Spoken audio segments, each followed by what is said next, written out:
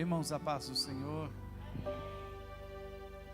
é um motivo de bastante alegria por mais uma vez poder estar aqui junto com os irmãos adorando o nome de Jesus.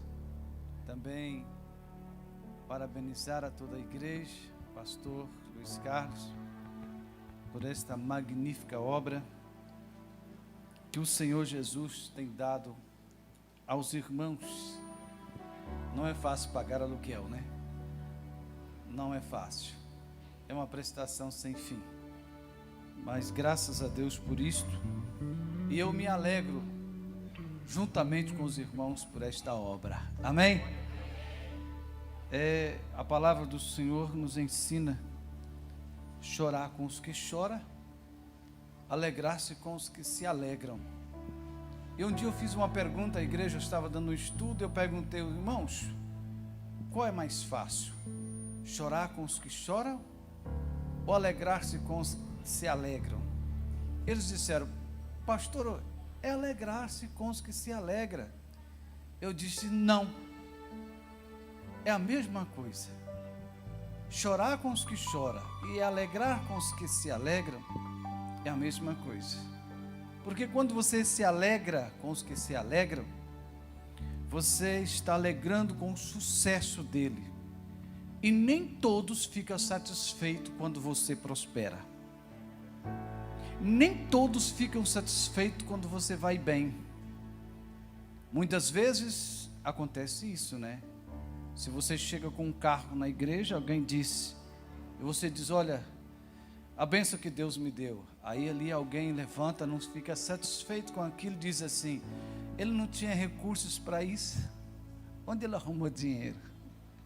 Não é assim? Se compra uma casa e convida para fazer aquele culto de ação de graça, e quando chega lá, alguém levanta e diz assim, ele não tinha dinheiro para isso, onde ele arrumou? Não é isso? Então se alegrar com os que se alegram, não é tarefa fácil, é difícil. Estamos felizes por isto, amém?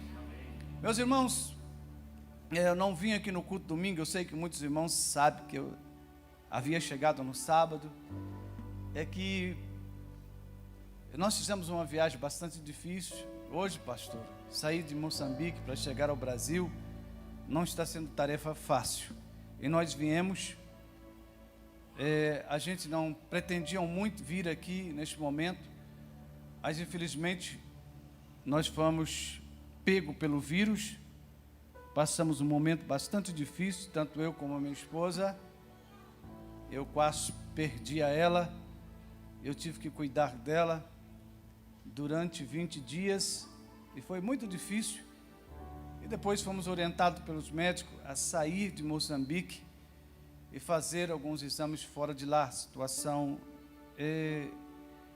lá não oferece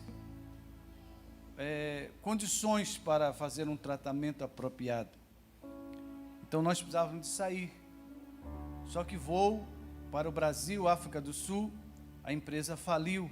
A South Africa Airways ligava São Paulo, Joanesburgo, faliu. Via Angola está fechado. Então só nos restava uma via, sair de Beira para Maputo, depois de Maputo pegar um voo para ir para Doha, no Catar, e depois pegar um voo de Doha a São Paulo. E foi bastante difícil, nós voamos para a Ásia, lá para o Oriente Médio, depois pegamos um voo de volta para São Paulo. Foram quase 25 horas de voo, e dentro de uma classe econômica não é fácil, os voos não estão respeitando distanciamento. Se que tiver de passageiro, eles estão trazendo. Então foi bastante difícil, nós chegamos bastante cansados, e por isso nós ficamos tentando arrumar os nervos nos lugares, também virar o nosso organismo, porque nós estávamos com 5 horas, depois voamos para frente, mais 1 hora de diferença, depois voltamos 6 horas para trás. Os irmãos, imagina, essa hora na África, nós estamos dormindo há muito tempo, estamos aqui acordados. Hora que nós estamos tomando café aqui, eu estou almoçando lá. Tem que mudar tudo isto. Mas graças a Deus já está tudo no devido lugar. Amém?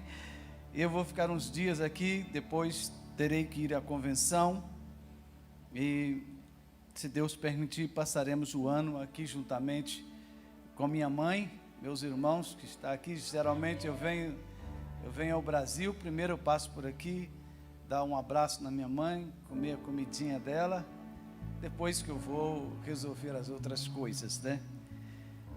E estando por aqui, com certeza eu estarei aqui cultuando a Deus juntamente com os irmãos. Amém? Meus queridos, em rápidas palavras, ou em rápidos minutos, eu quero deixar aqui um texto bíblico aos irmãos e um breve comentário numa palavra que Deus tem colocado no meu coração. No livro de 1 Samuel, capítulo de número 10, eu vou ler do versículo 1 ao versículo de número 9 ou 8, peço que os irmãos acompanhem. Diz-nos assim a palavra: tomou Samuel um vaso de azeite, ele o derramou sobre a cabeça e o beijou e disse: não te ungiu porventura o Senhor por príncipe sobre a sua herança, o povo de Israel? Quando te apartares hoje de mim, achará 2 homens junto ao sepulcro de Raquel, no território de Benjamim, em Zelza, os quais te dirão: acharam-se as jumentas que foste procurar, e eis que teu pai já não pensas no caso delas, e se aflige por causa de vós, dizendo: que farei eu por meu filho? Quando dali passares adiante, e chegares ao carvalho de Tabor, ali te encontrarão 3 homens, que vão subindo a Deus a Betel, um levando 3 cabritos, outro 3 bolos de pão, e o outro um odre de vinho. Eles te saudarão, e te darão 2 pães, que receberás da sua mão. Então seguirás a Gibeá-Elohim, onde está a guarnição dos filisteus, e há de ser que, entrando na cidade, encontrarás um grupo de profetas que descem do alto, precedidos de saltérios e tambores, e flautas e harpas, e eles estarão profetizando. O Espírito do Senhor se apossará de ti, e profetizarás com eles, e tu serás mudado em outro homem, quando estes sinais te sucederem. Faz o que a ocasião te pedir, porque Deus é contigo. Tu, porém, descerás adiante de mim a Gilgal, e eis que eu descerei a ti para sacrificar holocausto e para apresentar ofertas pacíficas. 7 dias esperarás, até que eu venha ter contigo e te declare o que há de fazer. Amém? Meus queridos irmãos, creio eu que por muitas vezes os irmãos já estudaram este texto, meditaram, com certeza muitos já ensinaram, já pregaram, mas eu quero nesta noite trazer algo para os nossos corações, que Deus muitas vezes já me inquietou sobre esse texto. Olhando assim, parece que nada tem. Quando nós voltamos ao capítulo 9, nós vamos encontrar umas jumentas perdidas, o dono das jumentas, preocupado com essas jumentas, chama seu filho, manda seu filho procurar aonde estavam essas jumentas. Junto com ele ali vai um servo, anda um dia, 2, 3, atrás de jumentas perdidas. E o que é que isto tem a ver conosco? O que é que isto ensina a nós, esse caso de jumentas perdidas? E nós vamos lendo o capítulo 9 e vamos nos entender que Israel estava inquietos. Eles queriam um rei. Eles queriam ser parecido com as outras nações, que elas tinham um rei. E este povo estava falando aos ouvidos de Samuel, e Deus estava também ouvindo esse pedido deles, todos os dias. Queremos um rei, queremos um rei, queremos um rei, queremos ser parecido com os outros povos, queremos um rei. Samuel vai para diante de Deus, fala com Deus acerca daquele pedido daquele povo, e Deus fala a Samuel, diz: Samuel, esse povo não está te rejeitando a ti, porque a princípio Samuel sente que ele estava sendo rejeitado pelo povo, porque ele era um juiz, ele fazia um papel ali diante do povo, e agora o povo queria ser um rei, e ao ter eles um rei, automaticamente Samuel deixava de existir, o seu ministério parece que acabava.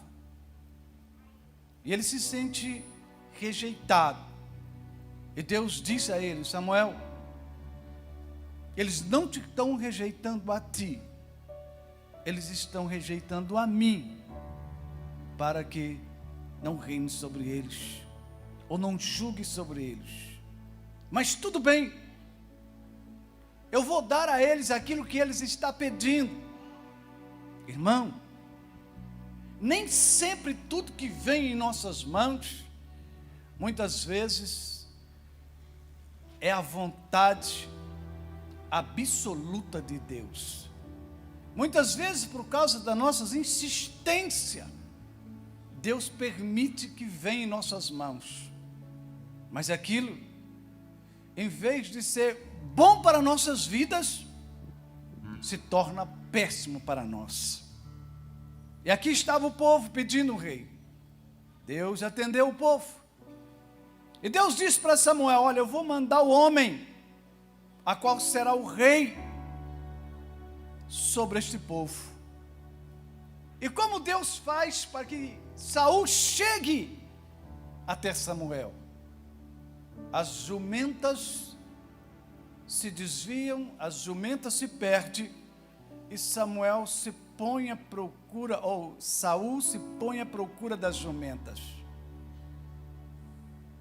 E em procura das jumentas perdidas, ele chega até onde está Samuel. Não vou longe, porque as nossas horas ali correm. E o que eu quero focar está aqui no capítulo 10.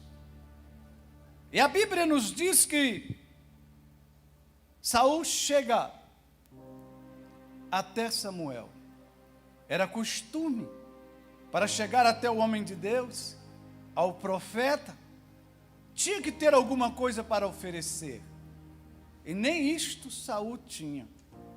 O que ele ofereceu não era dele, o que ele ofereceu era do seu companheiro, era do servo que estava com ele. Se os irmãos lerem o texto, vai encontrar isto. Mas ele chega conforme Deus havia falado. E aqui no capítulo 10, quando Samuel unge a Saul rei sobre Israel, o beijou e disse a ele: não te ungiu porventura o Senhor?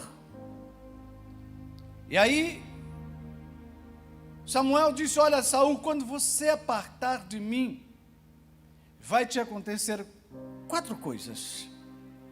Primeiro, quando você sair daqui, você vai encontrar 2 homens em cima do sepulcro de Raquel. Mas o que tem a ver esses 2 homens em cima do sepulcro. E quando vocês chegarem ali, vai ver eles ali. E mais, quando você sair dali, você vai encontrar um outro grupo. Lá vão subindo a Betel. Lá vão levando cabrito. Lá vão levando pão. Eles vão em adoração. Depois você vai encontrar, passar pela guarnição dos filisteus.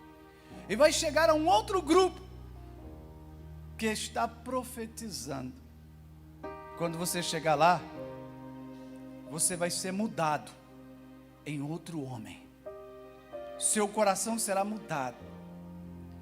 Então começa agora a cumprir-se aquilo que Deus, ou aquilo que o profeta havia dito. Ele encontra esses 2 homens em cima deste túmulo. Irmãos, qual a lição que eu tiro para nós aqui? Saul, em poucos dias, iria sentar numa cadeira que ele não merecia estar sentado. Ele ia estar sentado num trono que, olhando assim pela sua capacidade, jamais ele teria condição de sentar. Resumindo, ele não teria nenhuma qualidade para sentar naquela cadeira ou naquele trono. E por que então ele tem que ver esses homens sobre o túmulo de Raquel? Raquel, é dela que veio a tribo de Benjamim. É dela que também saiu Saul. É como se Deus estivesse dizendo assim: pastor, o dia que você estiver sentado no trono, olha para trás. Ou quando ele chegou ali, naquele túmulo, é como se ele olhasse para o túmulo e Deus estava dizendo: está vendo aqui? Aqui está o início da tua história. Daqui, quando você chegar lá, olha para trás, saiba, você está num lugar aonde você não merecia estar. Muitas vezes acontece isso com tantas pessoas. Deus vai o abençoando, Deus vai o exaltando, Deus vai fazendo ele subir degrau por degrau, degrau por degrau, e ele senta em cadeiras que ele não tinha nenhuma condição de ali sentar. E quando ele senta, ele esquece das suas origens, ele esquece da onde ele saiu, ele esquece da onde Deus o tirou, ele esquece do caminho por onde ele passou, ele esquece se ele está ali, naquele lugar. Se não fosse Deus, jamais ele teria condição. E muitas vezes o orgulho toma conta, o espírito da grandeza toma conta, ele esquece. Samuel disse assim: você vai ver o túmulo de Raquel, viu? Aleluia, você vai ver, você vai passar por lá, ali vai fazer parte da sua história. E quando você chegar ali, olha, que ali tem as raízes da sua tribo. Aleluia. Não te exalte, não se mostra grande quando você sentar lá. Segundo, continue o seu caminho, você vai encontrar os homens. Os irmãos vão ver, ali estão uns homens com os cabritos, ali estão uns homens com pão. E agora, o homem que está com pão pega 2 dos pão e dá a mão dele, e ele vai alimentar daqueles pães. E o que é que isto tem a nos ensinar? O que é que isto nos ensina? Deus estava como dizendo para Saul: lembre-se, quando você chegar lá em cima, lembre-se que alguém um dia, quando você estava à procura de algo perdido, você não tinha pão para comer, você não tinha dinheiro nem para dar uma oferta ao profeta, mas Deus providenciou pão para você comer na sua caminhada. Louvado seja o nome do Senhor. Se nós olharmos para muitos de nós, olharmos para trás da nossa história, na nossa trajetória, quantas vezes nós passamos por isso? Assim, quantas vezes nós nos vimos em situações tão difíceis, que se não fosse Deus usar alguém para estender as mãos para nós, nós perecíamos no caminho, nós ficávamos lá, mas Deus usou alguém, louvado seja o nome do Senhor, para estender as mãos e dar parte daquilo que Ele tinha, para abençoar as nossas vidas. Louvado seja o nome do Senhor, aleluia, louvado seja Deus. O caminho que você já trilhou, já passou por tantos obstáculos, se você chegou até aqui, não é méritos próprios, é a mão do poderoso Deus, aleluia, louvado seja Deus. E com certeza, muitas vezes você dobrou os seus joelhos e orou a Deus e disse: Deus, se o Senhor não entrar com uma providência, se o Senhor não agir hoje, se o Senhor não agir esta noite, não sei o que será de mim ao amanhecer deste novo dia, aleluia. E quando amanheceu o dia, você viu a mão de Deus, você viu o milagre de Deus, você viu o estender das mãos de Deus na sua vida, aleluia. E você não sabe como passou por lá, aleluia. Continua a caminhada, aleluia. Agora ele vai ter que enfrentar a guarnição dos filisteus. Os filisteus não gostavam nada, nem um pouquinho, dos israelitas, mas ele passa pelo meio deles sem nenhum problema, e ele chega até onde estavam os profetas de Deus profetizando, e ele entra ali no meio e começa a profetizar. Coisa linda, irmãos, aleluia, louvado seja o nome do Senhor. Veja de onde Deus me tirou, veja de onde Deus te tirou.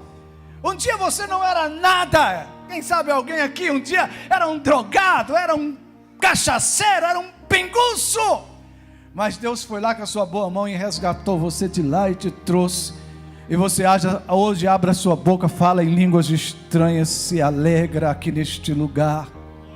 É a boa mão de Deus, não é méritos seus, não é méritos meus, os méritos todo é de Deus. Hoje você é diácono, hoje você é presbítero, aleluia. Quem pode dizer aqui que é diácono, que é presbítero, que é pastor por causa dos seus méritos? Não, não é méritos meu, não é méritos seu, os méritos todos são do Senhor, aleluia.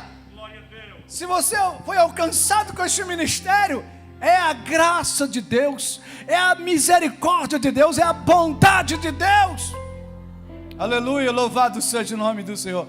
Em que nos temos que gloriar, a não sermos na cruz de Cristo, a não sermos olhar para trás e dizer: Senhor, muito obrigado, porque um dia eu estava como Saul, só contemplando o túmulo de Raquel, e nada mais, não tinha nenhuma perspectiva, mas o Senhor estendeu as suas mãos sobre mim, aleluia, glória a Deus. E ele continua, e agora uma parte tão importante, já passou pelo túmulo, para nunca mais esquecer de onde saiu, né? E também não esquecer que é pó, um dia vai para lá, né?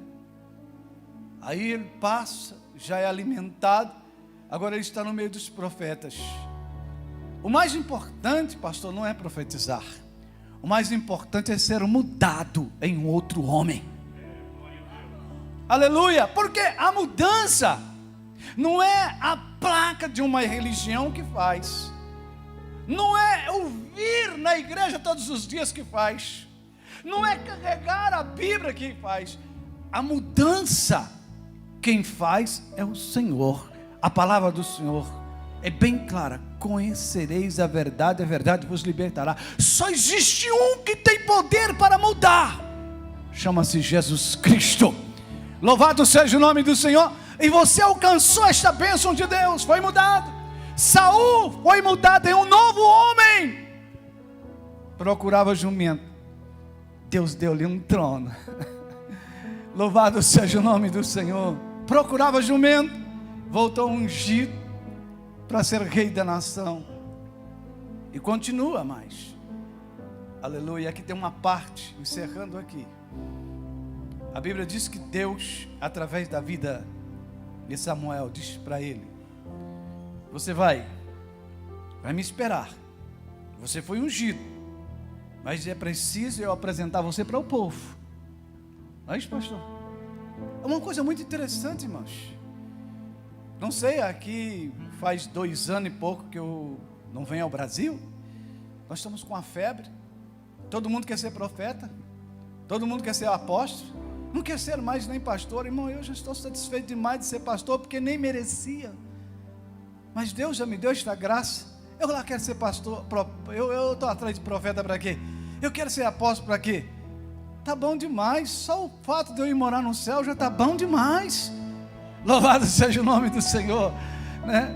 Já é graça demais. E infelizmente nós estamos vendo essa vaidade do outro lado na África. Agora todo mundo quer ser apóstolo, todo mundo quer ser profeta, né? E tem outros que agora já passou de profeta, já passou de apóstolo. Agora eles querem consultar as pessoas espiritualmente. Surgiu esse ministério lá agora, o ministério de doutor espiritual. Ele arruma, consulta as pessoas espiritualmente. Chegamos lá, chegamos lá. E aqui Samuel ungiu a Saul, mas disse para ele: vai para lá, fica quietinho, não fica falando para os outros não, cala a boca. Aleluia. Louvado seja o nome do Senhor. Alguém olha para o outro e diz assim: eu tenho promessa de ser pastor, eu tenho promessa de ser evangelista. Às vezes eu ouço isso, só fico olhando: Jesus, tem misericórdia. Se pudesse, né, pastor? Muitas vezes a coisa é tão difícil. Se a gente pudesse falar: Senhor, por favor, deixa eu voltar como eu era antes, voltar a sentar lá no banco, não saber de nada. Tão difícil, né? Saul chega lá e Samuel diz assim: me espera lá 7 dias, fica calado, não conta para ninguém não. E quando ele chega, o seu tio já diz assim: escute cá, e as jumentas? Já foi encontrada. Eu ouvi falar que você encontrou com Samuel. Sim, encontrei. Mas e lá, conta lá, qual foi a novidade? Qual foi? Já queria saber. Ele disse: não, ele só disse que as jumentas já foi encontrada. Ele não disse o resto, não falou o resto, porque ainda faltava alguma coisa. Tinha que se apresentar do povo. Ele tinha que convocar, Samuel tinha que convocar o povo e apresentar: olha, aqui está o rei que o Senhor ungiu. Aleluia. Qual a lição que eu tiro aqui? Irmão, não se apresente ao povo antes que Samuel convoque o povo. Aleluia, louvado seja o nome do Senhor. Porque se Samuel não te apresentar para o povo não vai te aceitar, o povo não vai acreditar, o povo não vai aceitar. Espera o tempo de Deus, não conte que você foi separado, não conta, deixa lá, deixa esse negócio com Deus. Louvado seja o nome do Senhor. Espera no Senhor, espera. Louvado seja Deus. Houve um ano que um grupo de obreiros disse: pastor, você não vai consagrar ninguém não? Não tem ninguém para consagrar. Eu disse: irmão, olha, é o seguinte, eu estou orando a Deus, quando Deus falar comigo, eu vou consagrar. Enquanto Deus não falar comigo, não vou consagrar ninguém. Mas pastor, preciso dirigir igreja. Eu falei: quem disse para você que para você dirigir igreja precisa de você ser consagrado a pastor? Você precisa de ser trabalhador. Isso aí é outra coisa. Espera no tempo de Deus, na vontade de Deus. Aleluia. Não precisa, irmão, olha, forçar o azeite derramar na sua cabeça. Não pode ser que quando você esforça, o azeite cai fora. Não é? Espera aí. Eu sei que Deus está falando com alguém aqui nessa noite. Aleluia, que está desesperado. Ei, espera no tempo de Deus. Não murmure. Não fale pelos cantos. No tempo de Deus as coisas vão acontecer. Se acontecer fora do tempo de Deus, será decepção para ti. Aleluia, espera aí. Não fique contando para o seu tio, não. Se eles indagar, cala a boca. Aleluia. E aí o tio dele pergunta: não, deixa lá. Chega o dia. Samuel chega, convoca o povo, caça o Saul. Onde está o Saul? Onde está o Saul? Cadê o homem? O homem se escondeu, pastor. Estava no meio das bagagens escondida. Aleluia. No meio da bagagem escondida. Alguém pode dizer: mas pastor, o pastor está pregando isso aí, mas Saul teve grandes problemas lá na frente. Sabe por que ele teve problema? Porque ele não obedeceu. Ele começou bem, começou muito bem. Se ele terminou mal, a culpa não é de Deus, a culpa é dele. Aleluia. Estava na mão dele. E na hora de apresentar o povo, cadê o homem? O homem está por aí. Deus não erra, irmão. E aí eles procuram o homem daqui, procuram dali, não encontram. E dizem: olha, vamos buscar outro? Não, vamos orar. Orou a Deus. Senhor, é o homem? Não podemos errar, Deus não erra. Onde está o homem? Aí Deus disse: ele está escondido no meio da bagagem, pode ir aí. Ele está aí, louvado seja o nome do Senhor. Está escondido no meio da bagagem. Aleluia. O verdadeiro homem chamado por Deus, ele não fica na frente das câmeras, não. Ele fica, irmão, ele procura ficar escondido. Aleluia. Mas Deus não erra, Deus vai lá onde ele está. Aleluia. Guarda esta palavra no teu coração. Amém. Deus abençoe a sua vida em nome de Jesus. Obrigado, pastor.